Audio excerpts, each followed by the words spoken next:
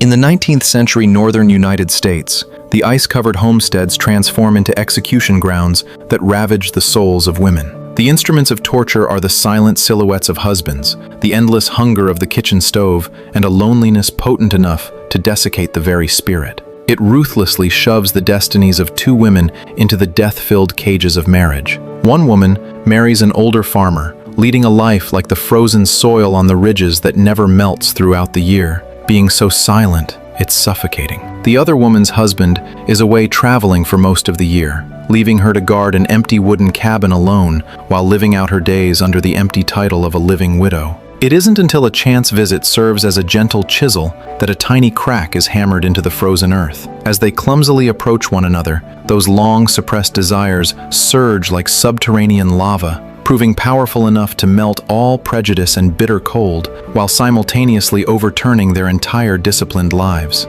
Today, we step into the world to come. The story takes place in the 19th century American Northeast, where Abigail and her husband Dyer run a farm. Long before the rooster crows at dawn, Abigail must rise in the dark to light the stove with hands reddened by the cold to prepare breakfast for her husband. She goes through the motions day after day, as this lifestyle has long since worn down her sharp edges and left her with no hope for the future. The heavy farm work causes the former warmth between Abigail and her husband to vanish. That is, until they finally welcome the arrival of their daughter, Nellie. Through this little one, Abigail feels as though she has reclaimed the meaning of her life. Although the couple is not good with words, they prove through their actions that their daughter is their most precious treasure. Perhaps under the influence of the oppressive environment, Nellie is incredibly independent from a young age, appearing to make every effort to adapt to everything around her, never crying or making a fuss, even after contracting diphtheria.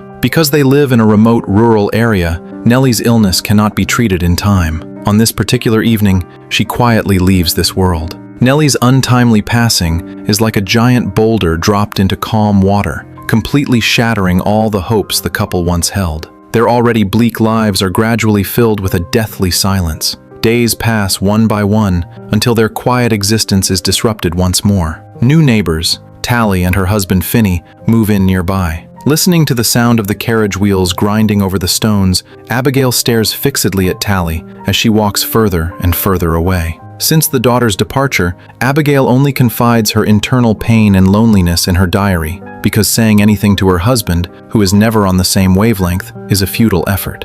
I want to purchase an atlas. Well, I suppose there are more frivolous purchases one could make. I've saved 90 cents of my own. I can't imagine a better way to spend it. You could buy your husband a gift. These words seem to become her only solace in this desolate world, and Tallie's appearance is like a light of redemption shining into Abigail's dim life. Their first interaction happens because Tallie's husband is slaughtering a pig, and unable to witness the bloody scene, she flees to this place. Abigail awkwardly invites Tallie inside. Having been in a state of long-term emotional suppression, Abigail has lost the ability to communicate normally with strangers. Fortunately, Tallie's warmth and liveliness quickly break the awkward atmosphere. This youthful face of Tallie's deeply moves Abigail. Yet, the moment their eyes meet, Abigail still looks away uneasily, even feeling a hint of anxiety. Even so, she inexplicably finds it impossible to feel any dislike for the woman before her. Tallie complains that her husband is incredibly picky about everything. Her mother once told her that as long as they had a child, it would resolve the disharmony between husband and wife. Tallie then asks Abigail if she has ever tested this theory.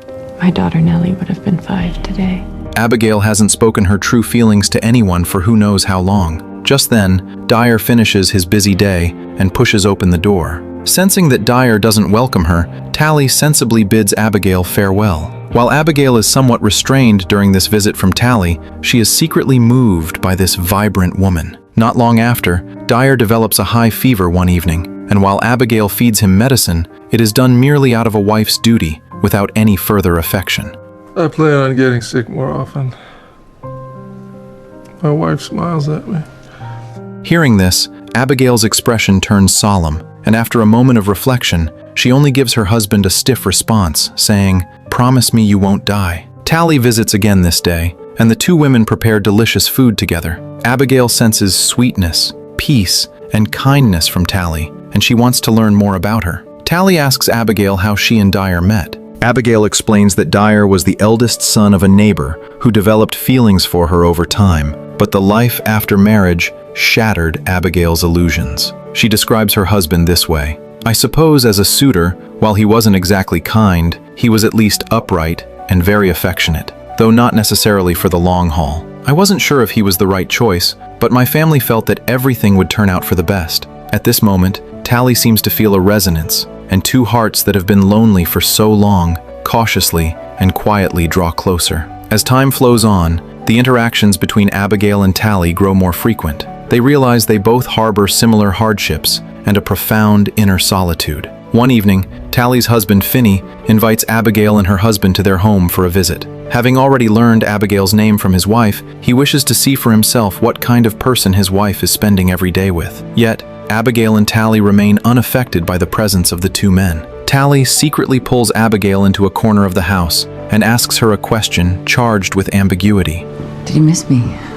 Yes. The atmosphere at the dining table is stifling to the extreme. Every time Tallie and Abigail exchange more than a few words, Dyer's face clouds with annoyance. Abigail vaguely senses that the marriage between Tallie and Finney is far from harmonious, as their eyes meet like those of enemies. On Abigail's birthday, Tallie arrives early in the morning, presenting a meticulously prepared gift, a handkerchief she hand-wove herself, and an atlas Abigail has long coveted. Noticing that Tallie's hands and feet are nearly frozen, Abigail bows down to provide her warmth. Abigail quickly picks up on a sense of unease radiating from Tallie. It turns out, Tallie discovered that her husband keeps a meticulous record in his diary of her departures and the people she visits, as if he is constantly monitoring her. Unable to fathom why her husband treats her this way, Tallie concludes it is because she has been unable to provide him with a child. Tallie asks Abigail what it truly feels like to carry a child. Abigail tells her that at first, it felt no different,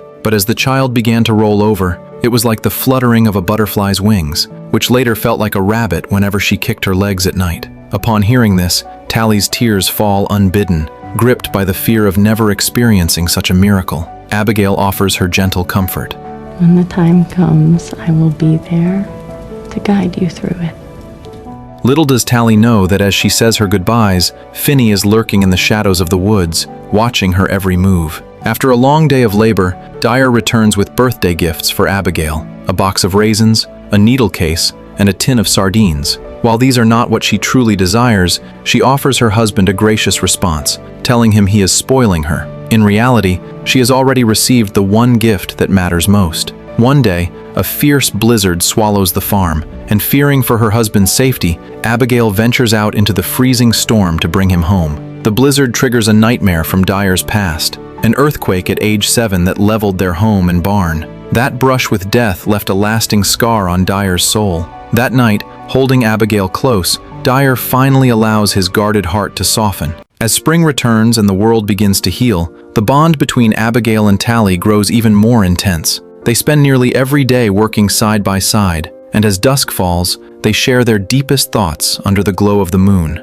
A connection that transcends mere friendship begins to blossom between them. Abigail reflects on the sheer grit and bravery of her grandmother's generation, who stepped into this unforgiving wilderness to carve out a home. When the sun dips below the horizon, the time comes for them to part once more. Tallie breaks some devastating news to Abigail, explaining that Finney intends to take her away from this place and continue their journey further west. Finally, Tallie gathers the strength to lay her heart bare to Abigail. She even penned a love poem specifically for Abigail. In this fleeting moment, two longing hearts draw closer than ever before. They see the raw emotion reflected in each other's eyes, and their love can no longer be contained. Abigail soon finds her footing, her gaze shifting from shock to pure joy and acceptance. Their first kiss is a delicate balance of shyness and sweetness. Time seems to freeze, leaving the rest of the world behind as they focus only on each other. By the time evening arrives, Abigail is so lost in the memory of their intimacy that she forgets to prepare her husband's meal. Her mind is far away with Tallie, fueled by a passion she has never known. When a knock finally sounds at the door, Abigail opens it with high hopes, but her smile vanishes instantly when she sees it is only her husband. A short while later, the knocking returns. But can such a happiness, forbidden by the world, ever truly endure. In an era so conservative it feels suffocating, the love between two women is utterly rejected by society. Even during their secret meetings in the forest, they must remain on high alert, as the peace of their affection is shattered by the slightest rustle of leaves. Yet, they remain deeply fulfilled by the precious moments they share. After their whispered words, they lose themselves in another kiss. Back at home, Finney begins to notice his wife's occasional, secret smiles. With a tone like a trial, he demands to know what she did with her day, warning her not to keep secrets. Finney grumbles that he has no intention of staying with a woman who does nothing but quarrel. As night falls, he darkly suggests to Tallie that he has heard stories in town of husbands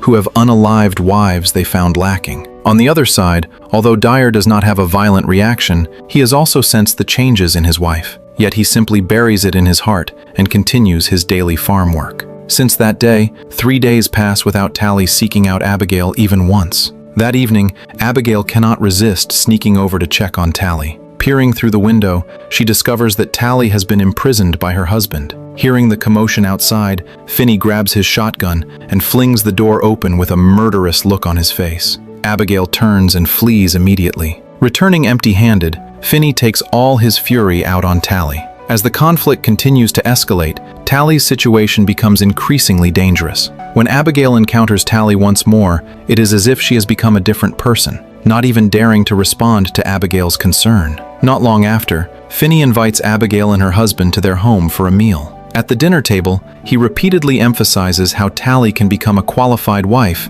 while making snide remarks about her inability to conceive a child for him. The entire meal is shrouded in a stifling atmosphere. After they finish eating, Finney serves dessert for them, but notably, leaves Tallie with nothing. While clearing the dishes, Tallie and Abigail manage to steal a few words with each other. Abigail asks Tallie if she is in danger because she notices a deep scar appearing on Tallie's neck. But Tallie claims she simply took a fall from a fence. Noticing Abigail's suspicion, Tallie quickly adds to her explanation. Well, there are many things about which you haven't heard. From this day forward, a whole week passes without Tallie seeing Abigail. Abigail's mind is entirely consumed by Tallie's image, and in her agitation, she has no heart for housework, merely recording her inner thoughts repeatedly in her diary and pacing the house the rest of the time. She can no longer control her worry and longing for Tallie, so she summons the courage to go to Tallie's house alone. But in just one short week, the place is already empty, as if no one had ever lived there at all. Abigail only finds a blood-stained handkerchief in a corner of the room. This handkerchief makes Abigail increasingly worried about Tallie's safety. Anxious and desperate, Abigail tries to seek help from the police, but Dyer says the neighbors simply moved away and asks what the police could possibly do to help. As for that handkerchief, he suggests it might have just been some minor accident. To comfort his wife, Dyer still goes to ask the neighbors about the whereabouts of Tallie and Finney. Someone mentions seeing their covered wagon heading northwest along a country road late at night.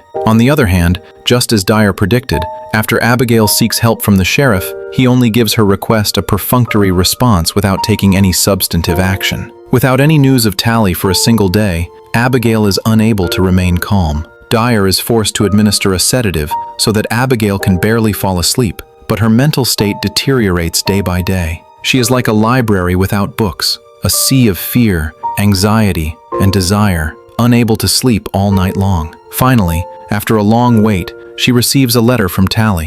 Tallie tells her in the letter that she was taken by Finney to a place 85 miles away, a house deep within a remote forest. She expresses her apologies for not having the chance to see her again. She is now shrouded in pain every day. Her roof is falling apart, and it leaks even in dry weather. The only thing that brings peace to her heart is the blooming of the wood anemones outside. Finney reads the Old Testament aloud every day, forcing Tallie to be influenced by the rules of being a wife. Finney's mental state is also beginning to unravel as he frequently torments Tallie, even going as far as to intercept the letters Abigail writes back to her. It is only upon seeing the contents of the letter that Finney learns of the feelings between Tallie and Abigail. On the other side, after Abigail finishes reading the letter, her heart is a whirlwind of emotions, feeling both relief that Tallie is alive and agony over their forced separation. Abigail finds Tallie's location in the atlas and resolutely decides she must see Tallie one more time. Seeing how persistent his wife is,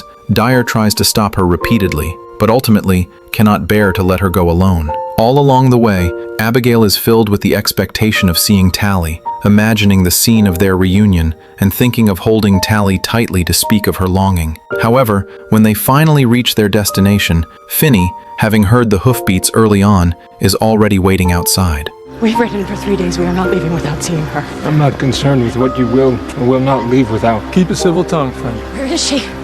My guess is that it was diphtheria. This news hits like a bolt from the blue. The moment she pushes open the door, her entire heart seems to shatter. Tallie lies there on the bed, her face completely drained of color. Abigail tries to use her own body heat to wake her sleeping lover. She looks at Tallie's cold body, consumed by unbearable grief. She urgently wants to find some trace of Tallie being harmed, but nothing can be changed now. The warmth of the past flashes through her mind in this moment, but reality quickly drags her back. Because Abigail's daughter died of diphtheria, she knows exactly what the symptoms of death from that disease look like. Abigail is convinced that Finney is the one who unalived Tallie. Not long after, Abigail returns to the farm to continue living with Dyer, but their relationship grows increasingly distant. Though a dull life has no meaning, it is not entirely unbearable. She has returned to being a bird in a cage, only in her heart there will always be a corner where her memories with Tallie are kept. She wants to find Finney with a shotgun one day and end him. On this day, Abigail and Dyer share a rare moment of intimacy on the roof, but in her eyes, Dyer's appearance has long since transformed into Tallie's. The movie The World to Come slowly unfolds the unspeakable emotions between two women bound by marriage, Abigail and Tallie. In the barren and desolate farmstead, under the harsh patriarchal gaze, every restrained touch and every lingering look becomes a thunderclap in a silent world. When they finally approach each other clumsily yet fervently, that tenderness growing out of despair only serves to highlight the ruthlessness of the era's Iron Curtain. Ultimately, the cold reality crushes the glimmer of light, leaving behind a bone-chilling sorrow. That is not just the extinction of love, but a silent indictment of their utter destruction under the crushing weight of a vast society. Thank you for joining me to watch another great movie, and I will see you in the next episode.